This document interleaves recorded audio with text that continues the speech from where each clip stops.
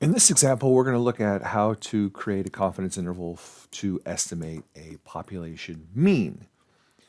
And normally we're going to be given a small set of data. Sometimes we'll just be given the actual summary statistics for that small set of data. But other than that, the process is the same every time. So let's look at a simple example. The Kyoto Protocol was signed in 1997, required countries to start reducing their carbon dioxide emissions. It became enforceable in February 2005. In 2004, the mean carbon dioxide emission was 4.87 metric tons per capita. Now, assume the table below contains carbon dioxide emissions from a random sample of countries from a study last year. Let's compute a 97% confidence interval to estimate the mean carbon dioxide emission for all countries last year. So the first thing we need to do is calculate our summary statistics on this big set of data. That's not that big. So rather than typing them into a calculator by hand or doing something like that, it's so much easier to copy and paste it into Excel. Now, depending on the type of web browser you're using, sometimes you can just highlight the table as it is and do Control-C, Control-V. Sometimes you have to highlight from outside the table. So I clicked above it to get the whole table, and then that way Excel knows that your not Excel, the copy paste function knows that you're copying a table of data. So I'm going to do Control-C. Then I'm going to go over to my Excel thing, and I'm just going to put it over here so it's out of the way. Do Control-V. And there it is. Yay, it went in correctly, right? That it went in, as a table. And we now have data. Now, I've set up a nice little confidence interval machine that all I need to do is put my data over here in this column. So I'm going to highlight this. And the reason why I didn't paste it straight in there is I just didn't want to mess with the format. I'm going to do Control-C to copy. Then I'm going to come over here. I'm going to do Control-Alt-V because I want to paste special. And so I just want to paste the values. I don't want all of this ugly stuff going along with it. So there's my values. And you'll see things have already changed. Okay. Now, let's go through the rest of the question. So what's the correct parameter symbol? Well, we're doing it for a mean, so we're looking for mu, right? That's the population mean. The wording is we're looking for the mean carbon dioxide of all countries last year. Now, since we had what kind of information? We had quantitative, right? We had numerical information. Then there are certain conditions we need to check. And in order to do, these normal distribution things, right? We're basically creating a sampling distribution from a population. And we don't know what that population looks like. So we need to either have a sample that's greater than or equal to 30 or a normal population, right? If we're sampling for something that already has a normal distribution, then our sample can be smaller. But we don't know what this one is. So we have to have that first condition, that one of these two things is met. Then in order to use the student T distribution to approximate these things, we can't know the sigma. We can't know the population standard deviation, which is almost always the case. We almost never know that. And then the last thing is we just don't want any big outliers in the data because then that would skew things, right? And our distributions wouldn't be correct. So we can check our assumptions. Is the value sigma known? Well, no, they didn't tell us that. Then we can calculate a modified box plot of our data to make sure there's no outliers. Because basically all we're doing is we're looking for large whiskers, right? We're looking for one of these things to have a really long side. And then that would tell us that we have an outlier. I don't want to waste time showing you how to create a box and whisker plot. We've done that in previous videos. Basically, all you have to do is sort your data, right? And then find the median, find the first quartile, the second quartile, right? And then do your IQRs to figure out if you have any outliers. And you could really just do it that way without graphing it, of course. But in the case of this, this is the one we get, right? This is the box plot we would get from our data. And we can see that it's not perfectly normal, right? It's a little skewed, but a little skewed is fine as long as it doesn't have huge outliers. And so does it have any outliers? Nope. right? Shows no outliers. For one thing, if we did the modified box plot, remember our whiskers stop and then we have little asterisks showing outliers. So it really all comes down to that whole 1.5 IQR thing and determining if you have outliers. Okay, what's our sample size? Well, 34. If you didn't know that, we're basically just counting up how many of these things are. If you go into Excel, you can see that our data stops here at row 35, but since we have a header row, that means we had 34 pieces of data, so that's our sample size. Then, what's the next thing they ask? Well, what is that? That is greater than or equal to 30, right? So even if the population isn't normally distributed, which we don't know if it is or not, then we're good to go. So we don't have to check the normalness, right, of the population, the normality of it, because we have a sample size greater than 30. Remember, some authors will say the sample has to be greater than 40. Some will say it only has to be greater than 20. It just depends on the question author that you're dealing with. Okay, so the conditions are met, so we can use the t-interval. You might ask yourself, well, when would we use a z-interval, which they don't even list as an option here? I mean, obviously we wouldn't do proportions because we're not dealing with proportions, we're dealing with means. We wouldn't do paired because we don't have paired data. We wouldn't do a two-sample t-interval because we don't have two samples. The only really other option we could think of would be just a standard one-sample z-interval, but we only use z's when we have this kind of data, right? Quantitative data, we're trying to approximate a mean, and we know the standard deviation of the population, which we almost never do. So that's why we were checking that one condition that we didn't know it. Okay, point estimate. Remember, the point estimate is always our sample statistic. So in this case, it's our x bar, which comes out to be 3.516. Well, how did we get that? Well, we come back over here. Here's 3.559. We would want to let technology do this for us, so we would tell it we only want 3 decimals, so there's our 3.516.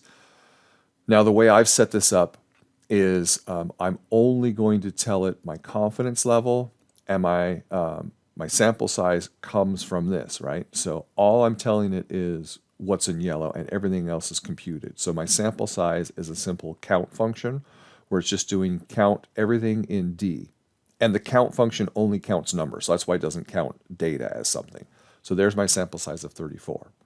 Then mean, that's just the easy, we've done these, the summary statistics functions. This is just the average. And again, you'll see that my range is D:D because it's giving me the average of everything in the column D. And the reason why I did that is because now when my next question comes along and I only have like 25 pieces of data, I just delete everything that's here, and then I paste the 25 there, and then it looks at those 25. But what happens if the next one has 370 pieces of data? Then I paste it there, and it still does something for the entire column. So when you start putting numbers in here and say, hey, only look at D2 through D50, well, that's fine, but what happens when something goes beyond D50, right? So that's why we just do D:D, and it just says, give us the mean of everything in that column. And then, of course, standard deviation is the same thing, right? Standard dev.s, because we're doing it for a sample, of D:D, because we're doing the entire column of data in D. And then our alpha level, remember, is always just 1 minus our confidence level. So there's my 1 minus E3. My critical value, just like when we were doing critical values for proportions, we got to take the confidence level and add half of alpha to it. Because if we drew our picture of a normal curve, the confidence interval, or in this case, the t-curve, which looks just like the normal curve, confidence interval sits right in the middle, centered in the middle, and then the error, the alpha rate, has half in each tail. So we have 5% as our alpha. Half of that is 2.5%. That's going to go into each of our tails. So that means when we're looking for that t-critical level, it has 2.5% above it, but it has 97.5% below it, i.e. to the left, and that is what we need in our technology. Same thing when we were doing the z-critical value, trying to find that. We needed to know how much area was to the left of our critical value. Same thing here. So that's where we get the 0.975. We're just taking E3, which is our confidence level, and we're adding half of alpha to it. Simple, easy. Okay, when we're dealing with t, function or the t distribution, we also need to know degrees of freedom. And degrees of freedom is simply n minus 1, our sample size minus 1. So this cell is always just going to be E4 minus 1. Now, of course, when we come to calculating our t, it needs two things. It needs us to tell us what's the area to the left, i.e. the 97.5, and what's our degrees of freedom, i.e. the 33. So that's why I'm just calling back to E8 and E9. Now, some of you might be thinking, well, why do I have to go to the trouble of calculating degrees of freedom as n minus 1? Couldn't I just change this formula instead of E9?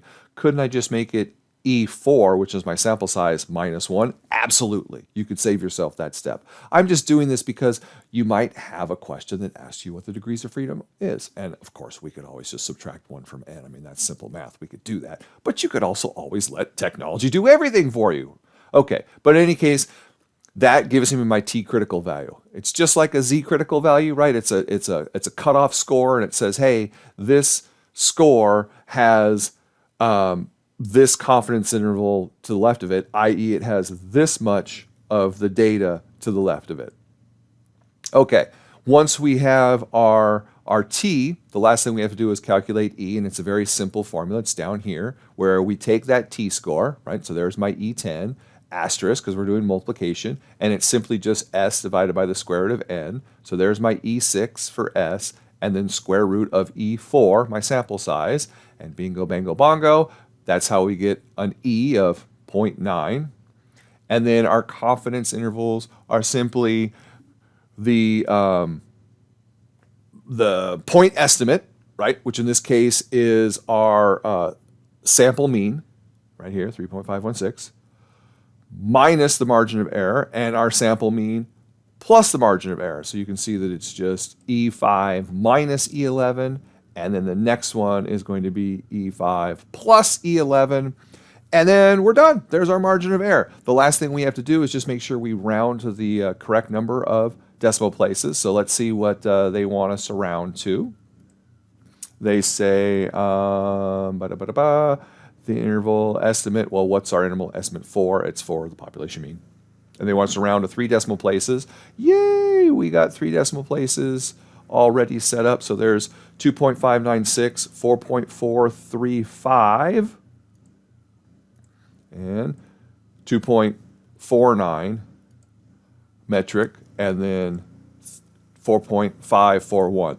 Why are their numbers different from ours? Well, probably because they didn't use as precise calculations as we did, right? They probably maybe calculated this and then put it back into the formula as a decimal and things like that. So our answers are more precise than theirs, but I would imagine the margin of error in the answer key would be enough that it would take ours as well. Okay, so that tells us that we're 97. Oh, maybe that's what. Did I forget to change this to 97%? Oh, no. Yep, that's exactly what happened. 0.97. Boy, oh boy, I'm an idiot.